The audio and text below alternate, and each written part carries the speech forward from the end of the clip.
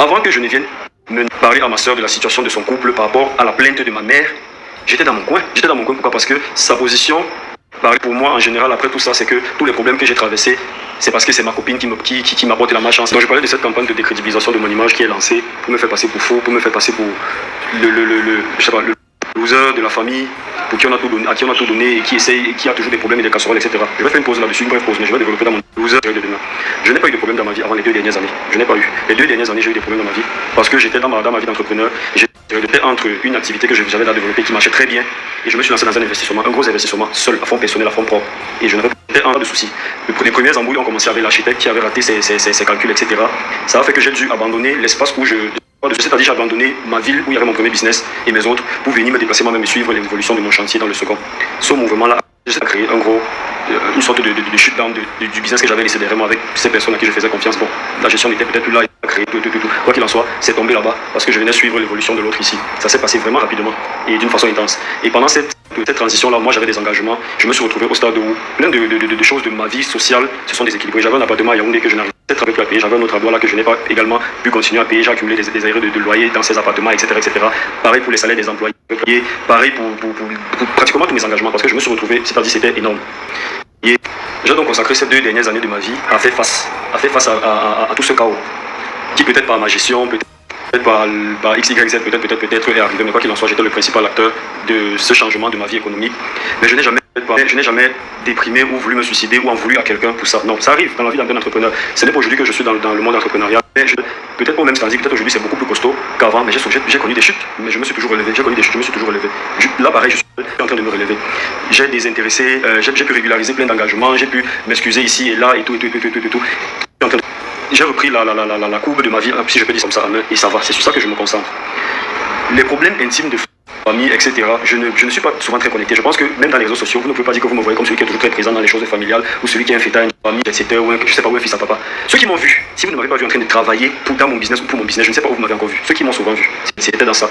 Donc la campagne de décrédibilisation de mon image consort, c'est ça qui m'amène à réagir de façon intime.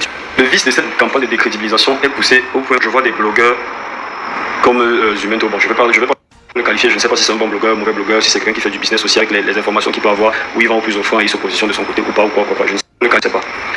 La campagne de décrédibilisation pousse ces personnes à dire des choses, je me suis renseigné, il a beaucoup de problèmes et tout, et puis, je sais pas. Et puis que c'est sa sœur qui a pris des engagements et tout, et quoi. Ça n'a rien à voir. Rien à voir. Et puis que c'est ma soeur ou je ne sais pas, quelqu'un ne va pas vous dire, voilà, voici Fabrice qui me menace de venir régler ses problèmes, sinon il va me gâter ma vie ou je ne sais pas trop quoi. Non. Ma soeur, ça n'a rien à voir. Hier, ma soeur, après avoir essayé de m'appeler toute la nuit, j'ai vu des appels et des messages supprimés, m'a finalement appelé en matinée, où elle parlait. Bon, je résume, mais pour moi, elle veut m'embrouiller, me faire comprendre que finalement c'est un gros malentendu, c'est ma mère, c'est ma petite soeur, c'est tout le monde qui essaie de lui donner une image noire de moi, comme quoi moi je veux la tuer, et donc elle a pensé que je veux la tuer, et que c'est pour ça qu'elle a pensé que non, ce n'est pas ça. Suite à cette conversation, elle m'a invité justement à venir penser que c'est un environnement sécurisé où on peut se parler, on peut discuter, chose que moi j'ai validée. Je suis dans une démarche de paix. Elle a pris à sa charge mon déplacement et mon logement. Je suis arrivé, nous nous sommes parlé toute la nuit le matin. Son besoin était que je fasse des posts où je reblanchis son image. En gros, je dis non, elle n'a pas tapé maman. Je lui ai répondu à ça. Je n'ai jamais dit que tu as tapé maman. Donc je peux pas aller. N'ayant jamais dit que tu as tapé maman, je ne peux pas me lever et dire que tu as tapé maman. Je lui explique maintenant bien mon contexte. Il faut comprendre, je n'étais pas porté plainte. J'ai porté plainte à ce commissaire, même si c'est suite à une intimité entre toi et moi que je me retrouve là-bas. Je n'ai pas vu que tu m'as porté plainte. Elle m'a confirmé ça hier. Non, je n'étais pas porté plainte, je vais te porter plainte. Pourquoi? C'est sûr de tout. Quand tu étais là, tu étais calme, ceci. Tout ça est enregistré. J'ai les enregistrements vocaux de toute notre conversation. Ça a duré plus de 2 heures. Je n'étais pas porté plainte. Je lui ai dit, tant mieux même, ou bien c'est même pire encore parce que tu confirmes que tu m'as pas porté plainte. Mais qu'est-ce que je foutais dans cette unité et que je me suis fait bastonner pour ton honneur, si je peux dire ça comme ça? Pourquoi donc? Dans ce cas, moi je suis en plainte contre le monsieur, je n'étais pas porté plainte, je n'ai pas dit que j'ai vu que tu as écrit un mot contre me bastonner ou quoi que ce soit. Lui dit, à moins que peut-être tu te reconnais quelque part dans ça, dans tout ce qui s'est passé. Alors si c'est le cas, moi je vais te proposer au vu de tout ça, faites tout. Lui dit, à moins que ça on sort de là. Moi ce qui m'intéresse, c'est ce que moi je veux, c'est la garantie de ma sécurité. J'avais déjà, comme on le dit, avec tous les problèmes et tout ce que j'ai eu, ça des personnes, peut-être à qui j'ai dit vraiment, j'ai traversé des difficultés, patienter, ça commence à aller, je vais vous donner. Mais quand tu as encore venu mettre dehors que je suis un escroc et tout, ça m'a encore c'est tout ça. Ça veut dire que si quelqu'un m'accordait même un délai de 1 ou 2 jours pour tenir un engagement que j'avais chez lui, il oublie ça, il vient, non, je ne te fais pas confiance, ta propre a dit que tu es un escroc, donc vraiment finissons-en. Je lui dis donc ok, si tu veux arranger, il faut tenir compte également de ma situation, la situation dans laquelle vous m'avez Je me suis fait bastonner suite à un entretien avec toi. Et je me suis fait noircir dans les médias au point de m'envoyer une sorte de meute de loup derrière moi par ton poste. Voilà dans quoi je suis maintenant. Donc il faut que ça garantisse également, ça prenne en compte également ces points qui me concernent. Comment également je sors de là, ok, je suis garanti. Donc en résumé, je lui fais comprendre que, ok, tu voudrais que je fasse quelque chose pour toi qui déjà n'est pas fondé sur la base de quelque chose que j'ai fait. Je dis ça d'une manière simple. Tu veux que j'ai dit que tu n'as pas tapé maman, alors que je n'ai pas le droit de dire à la base que tu as tapé. Maintenant, il faut comprendre que moi j'ai dénoncé un problème. Et si je commence maintenant à venir encore moi-même me contredire, ça me décrédibilise. Ça me décrédibilise. Donc c'est un problème qu'il faut simplement arrêter. Simplement, il n'est pas question que l'un doit être blanchi, l'autre est blanchi en surface et l'autre se débrouille. Donc au sous-sol, non, on arrête le problème. Si même ça allait dans tous les sens, ou bien que c'est quelque chose qui t'a échappé, ou bien que c'est quelque chose qui a fait quoi, alors arrêtons le problème. Mais pour arrêter le problème, il faut que je la garantie moi de ma sécurité, parce que vous avez ouvert à quelque chose de compliqué pour moi désormais. Je suis obligé de faire face. J'ai été menacé de mort et j'ai encore eu une meute de loup qu'on m'a renvoyé et j'ai encore mon image encore qui est noircie. Je suis escroc, je suis nanani, je suis nanana, je suis tout ça. Voilà comment je l'ai encore eu non détaillé. Voilà les points qu'il faut prendre en compte également pour moi.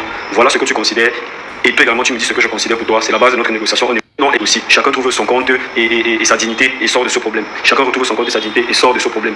Pour moi, ce n'est pas de résoudre un problème à moitié ou d'un côté ou dans un sens, non. C'est de résoudre le problème et que tout le monde trouve sa dignité. Je n'ai aucun problème à problème. Si on me demande, au final, n'étant pas parvenu à je dois faire ma déposition et tout, et je vais confronter ces messieurs. Au final, n'étant pas par problème. Si on me demande, je ne sais pas quel problème, je vous dis, je n'ai aucun problème avec toi.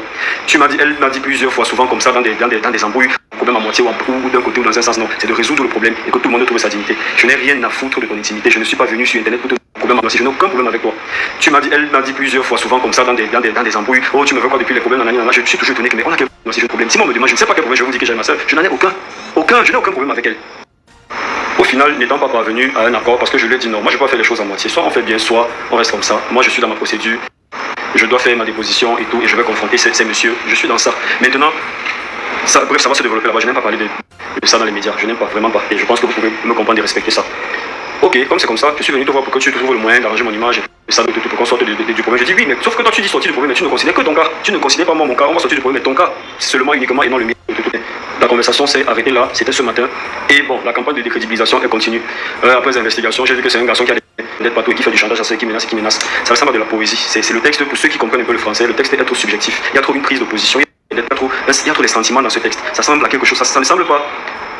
Comment je veux dire, ce n'est pas vrai, ça ne fait pas vrai. Ça fait trop subjectif. Il a des dettes et elle leur a même donné la voiture, elle lui a donné 50 000 cohérents. Soyez un peu cohérent et logique. Et puis on lui a dit que les preuves. Est-ce qu'il y a au moins une preuve, je ne sais pas, qui me positionne comme menaçant la vie de ma soeur si elle ne gère pas ou bien si elle ne me donne pas quoi, je ne sais pas, même un verre d'eau. Non. Avant que je ne vienne me parler à ma soeur de la situation de son couple par rapport à la plainte de ma mère, j'étais dans mon coin. Pourquoi? Parce que sa position, pour moi en général, après tout ça, c'est que tous les problèmes que j'ai traversés, c'est parce que c'est ma copine qui m'apporte la malchance. Et donc, si je suis avec ma copine, comme c'est elle parce que elle m'a remarqué, c'est elle quand elle est entrée dans ta vie, tout est tombé, etc. Avant, tu n'avais pas de problème, tu n'avais jamais. Mais depuis qu'elle est entrée dans ta vie, tout ça allait dans tous les sens, c'est elle le problème. Si tu es avec elle, alors reste le problème tout loin de moi. C'était je pense en janvier, je ne sais pas, quand j'étais arrivé à Douala. J'ai dit ok, et je suis resté à distance. Entre janvier, tout loin de moi, et maintenant, je ne pense pas qu'il y a des messages, du moins entre cette période et maintenant, il n'y a pas eu tentative de forcer quelque chose ou d'aller vers elle ou de lui demander bien. Non, je lui ai dit quand je traîne à Douala, je suis avec Jean, on parle de tout et de rien. Je suis concentré à réfléchir pour mes business, à réfléchir sur comment est-ce que je vais m'aider. Quand je lui ai commencé, c'est tout. Je ne me préoccupe de rien qui la concerne, jusqu'à ce que ce problème intime vienne me trouver. Et quand il me trouve, je lui envoie le message à elle que va vers ta mère. Je n'ai pas dit viens me rendre compte, j'ai dit va vers ta mère, c'est tout. Et j'ai demandé à maman, c'est bon, vous avez arrangé, c'est vers ta tout. Quand je dis va vers ta mère, elle m'appelle et je sens qu'elle m'enregistre, je suis étonné que mais qu'est-ce qui fait que tu m'enregistres tout? Je viens donc chez elle. L'histoire, vous la connaissez déjà. C'est quoi? Est-ce que tu te reproches? Est-ce que tu crains être impliqué dans une sorte de trafic d'influence? Je ne sais pas. Je ne viens pas. Du fait que, je sais pas, le commissaire est arrivé chez toi, quand j'étais là, tu dis que tu n'as pas laissé de plainte, il m'a bastonné, et puis, je ne sais pas, tu crains quoi? Qu'est-ce que tu crains? Pourquoi vouloir me noircir, me montrer que j'ai 50 millions ici, j'ai 100 millions là-bas, j'ai 200 millions ici, Si je commence ce n'est même pas de ça qu'il s'agit en fait. Chers internautes, s'il vous plaît, ce n'est pas de ça qu'il s'agit. Ce n'est pas de ça qu'il s'agit. Il s'agit d'un abus que je dénonce simplement. Et je suis convaincu, je suis sûr et certain que peut-être moi j'ai l'occasion de m'exprimer. Peut-être que je peux dire un mot qui aura un impact, qui aura un écho autant pour moi. Mais il y a peut-être d'autres personnes qui subissent et qui ne peuvent pas dénoncer. Je n'ai pas porté plainte à ma soeur, je n'ai pas accusé ma soeur, je n'ai pas sorti ses intimités. J'ai vu dans le post également, on parle du véhicule. Je ne sais pas de quel véhicule on parle. Je préfère m'arrêter même là. Je ne sais pas de quel véhicule on parle. On parle des choses des 50 millions. Je ne sais pas de quoi, de ceci, de cela, on parle. Je ne sais pas. Bon, c'est un monsieur qui a des preuves et tout. Certainement, il a une démarche correcte et je ne sais pas dans sa recherche d'informations, mais ce n'est pas de ça qu'il s'agit. Ce n'est pas ça. On n'est pas dans un cas du petit frère voyou qui veut que sa soeur vienne dans sa avec une baguette et changer sa réalité. Non, non, ne me pousse pas, ne me poussez pas à m'exprimer sur ça. Ce n'est pas intéressant, ce n'est pas le côté qui est intéressant. Ce qui m'intéresse, c'est ce qu'on m'a fait, c'est tout. Si je n'avais pas eu ça, je ne sais pas, si je ne pense même pas qu'on se serait retrouvé ici. S'il y avait eu menace, si tu t'es senti menacé à un moment ou un autre par moi, je pense qu'on m'a fait que tu portes plainte et puis voilà, je fais face. Puis quand je suis arrivé là-bas, j'ai demandé s'il y a une plainte. On ne me donne pas la plainte. Je t'ai demandé, mais je t'ai menacé. Est-ce que tu m'as dit non? C'est que les gens ont dit que comme ça ne va pas, je perds déjà la tête et que je t'en veux et que les gens et que maman a dit et que Teddy a dit et que Joanna a dit et que tel a dit et que tel a dit. Bref, maintenant c'est que c'est tout le monde qui a dit ce que toi tu es parti affirmer sur les réseaux sociaux. Moi je n'affirme pas ce qu'on a dit. J'utilise le conditionnel et je n'ai pas parlé même des intimités. J'ai bien dit aurait brutalisé, comment j'ai dit aurait physiquement agressé. C'est comme ça que j'ai dit. Et c'est un mot, c'est une expression, pas parlé. Donc vraiment, chers internautes, je me retrouve, je pensais que j'allais faire une sortie une fois et puis voilà, on allait comprendre ma dénonciation, on allait suivre que voilà, j'ai dénoncé quelque chose, on s'arrêtait peut-être là et puis voilà, les choses se géraient d'une manière correcte. Mais bon, je réalise que, et ça ne m'étonne même pas, que quelqu'un tient beaucoup à son image. Quelqu'un tient beaucoup à son image à ce point-là, vraiment à ce point-là. Je me retrouve donc obligé aujourd'hui bien contraint de vous agacer au final de m'arrêter cette vidéo. Je fais une vidéo, mais je le ferai tant que nécessaire. Je le ferai chaque fois que c'est nécessaire. Chaque fois qu'il y aura cette diffamation de ma crédibilité et de mon état mental, je ne sais pas trop quoi et tout, je serai obligé de venir vous parler. Lorsqu'il y aura une preuve ou quelque chose, un document ou un truc qu'on va poster contre moi que non, je ne sais pas si ça, moi je vais sortir également le contraire de ça, si je peux dire ça comme ça. Je vais sortir. Si ça va dans le sens intime, alors ce sera en réaction. Si c'est action. Vous n'allez pas me voir venir vous détailler que voilà, voici, voilà, non, je ne peux pas le faire. Mais si je me sens attaqué, je vais me défendre en réaction et je vais sortir des évidences d'actions. Demain, j'ai dit, je vais faire un direct sur ma page Instagram, ce sera le premier direct de toute ma vie. Je sais pas, j'espère que ce sera le dernier parce que je ne me définis même pas des choses de cette manière. Si je ne suis pas quelqu'un des médias, quelqu'un qui va venir parler pour limiter, non, je ne suis pas, mais vous comprenez que c'est pratiquement, c'est pas des choses que je n'ai pas trop le choix en fait. Je n'ai pas trop le choix. Donc je vais faire un direct demain, j'espère, où je vais représenter bien toute la situation. Je vais peut-être entrer en profondeur. Je vais considérer toute la diffamation qu'il y a eu sur moi là, toute la décrédibilisation qu'il y a eu sur moi et je vais clarifier davantage. Même si je suis en disant que même si je pense que vous avez déjà compris, vraiment, pardon, merci de votre attention et restez vigilant, restez froid dans les récits, dans les analyses et tout. Ne tombez pas dans les choses subjectives. Il est fou. Qu'est-ce qu'il me dit que je suis fou? Rien. Il est venu me menacer. Où est la menace? On ne voit pas. Et il veut que je résolve tous ses problèmes. Même sinon il va en découdre avec moi. Jusque-là on ne voit pas. On combat était simple. Peut-être ma menace était d'avoir envoyé le message. Attends, si tu n'es pas capable de rester, même sinon il était ma soeur et de nourrir ma famille, alors moi je vais faire le nécessaire pour que tu sortes de sa vie. Peut-être c'était ça la menace. Si c'est cette menace-là, je l'assume.